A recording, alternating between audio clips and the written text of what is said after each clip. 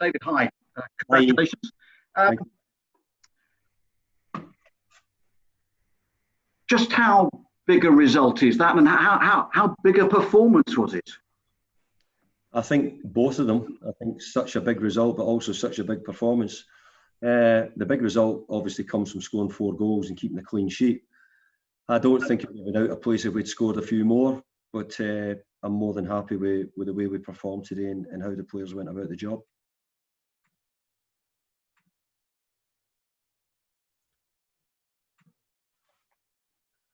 Those 4 goals, it's his.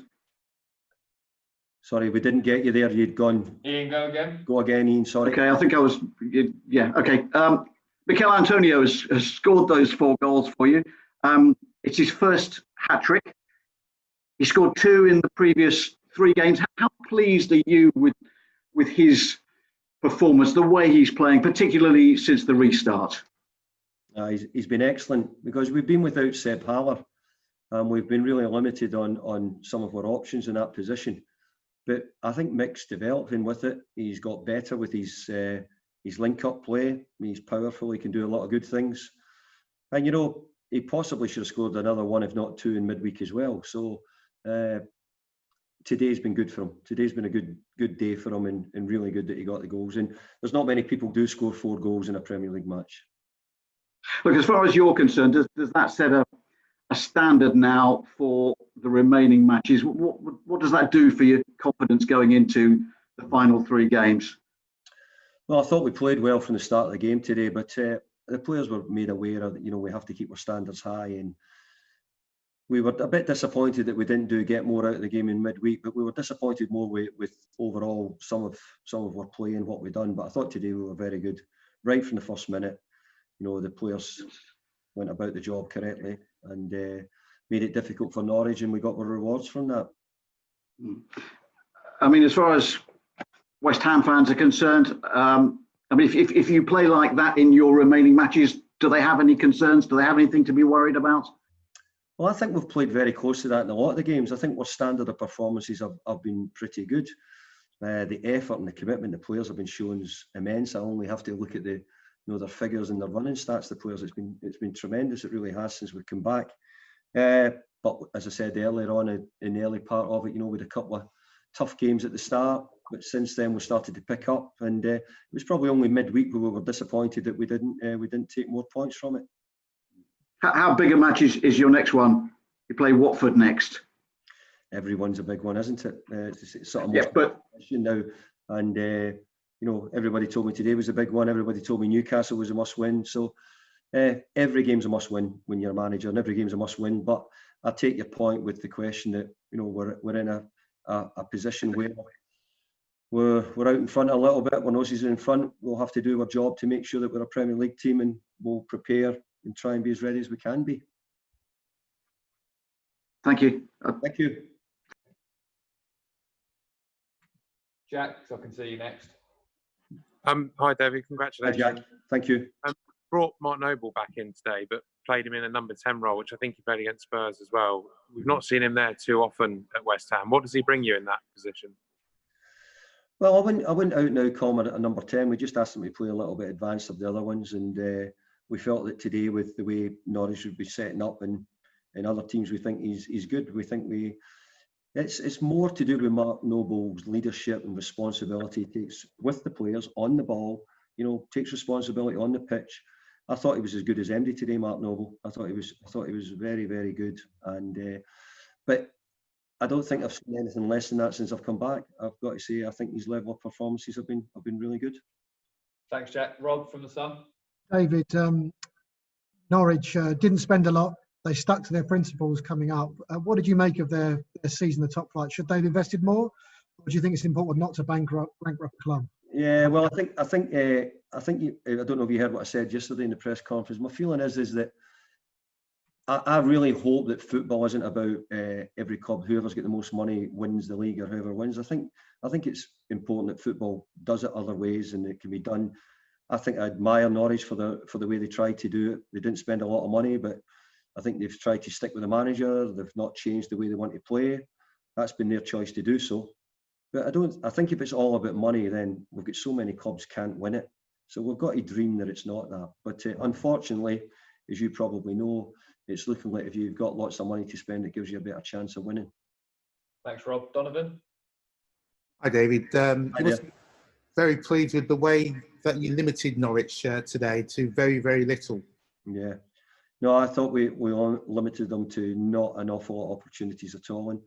And I've watched Norwich quite a bit, and I think that they've created chances in most games, but I thought today we'd done a good job. Lucas had a good save just before half time. But apart from that, we'd covered most things, I think, in the game. So I have to give great credit to the players. And for us, we've not had many clean sheets, and it's something which I don't like and I don't like saying, but, I'm having to drive it into the players that we're going to have to do much better in those areas. But to get a clean sheet today and score 4 goals was really pleasing. Thanks. Adrian for the Mail? Hi, David. Just Adrian. wondered, as well as the 4 goals from Michail, he did a lot of stuff that you might expect from a more natural sort of number 9. What have you kind of said to him about playing that role? And is that somewhere you actually see long-term in possibly sort of taking on? I've probably seen him being that for a long time, to be honest. Everybody's telling me he's a winger, he's a wide player. And I'm not saying that he's not, because I think he can play that perfectly well. But I think if you ask him, I think he's probably enjoying it because, he's getting goals, which is always really good. And I think that for what he's got, his power, his pace, I think at the moment he's a big help to us. And, while we've not had Seb, while we've been a little bit short in areas like that, he's done a great job. Thanks. Gary from the Times? What's your David? I mean, obviously earlier in the season, Michail had the hamstring injuries. He's always had hamstring injuries. What have you done with him since sort of working with him this time around to kind of try and keep that, keep that sort of clear?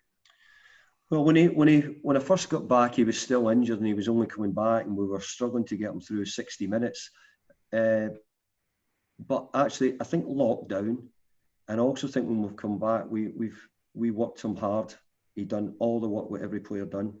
He didn't miss any sessions, and all the hard and the difficult ones. I think if Mick can get his capacity up, he's got the capabilities to do that. Prior to his arriving, he wasn't playing enough 90 minutes. He wasn't in condition to do so. But now he's playing 90 minutes comfortably. So generally his fitness has improved. At the moment, touch wood, we're not seeing any signs of any hamstring problems. But I do think that's because he's in much better condition. And I think the longer he keeps himself at the level he is, then he'll suffer less and less hamstring injuries. Thanks, Gary. Sam? Hi, David. Hi there, Sam. When you were last here at West Ham, you had the maverick in Michail Antonio that scored 12 goals and helped keep you up. This season, Michail has scored 6 since the restart. He's kind of almost taken on that Michail Antonio role. And also, you've converted someone from a winger into a striker again, a bit of a managerial masterstroke from you. Well, in many ways, I think he is a winger at times, but I actually see that where he's at in his career, he looks like being a centre forward for us.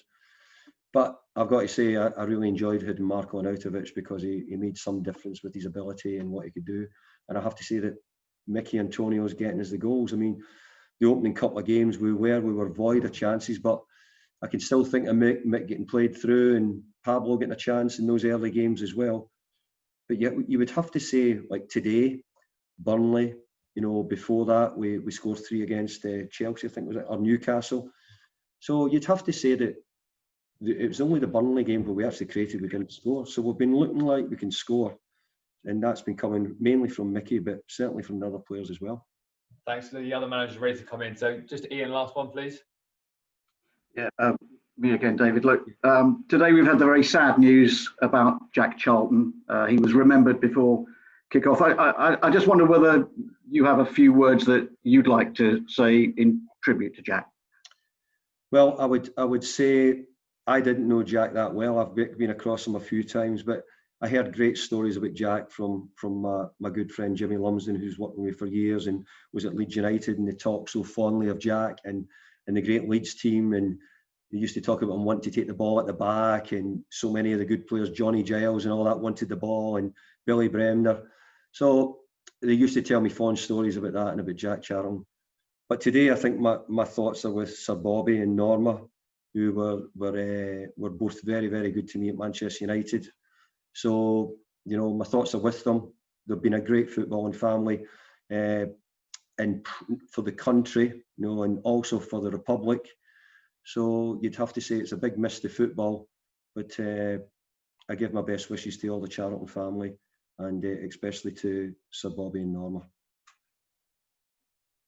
Thanks very much, everyone.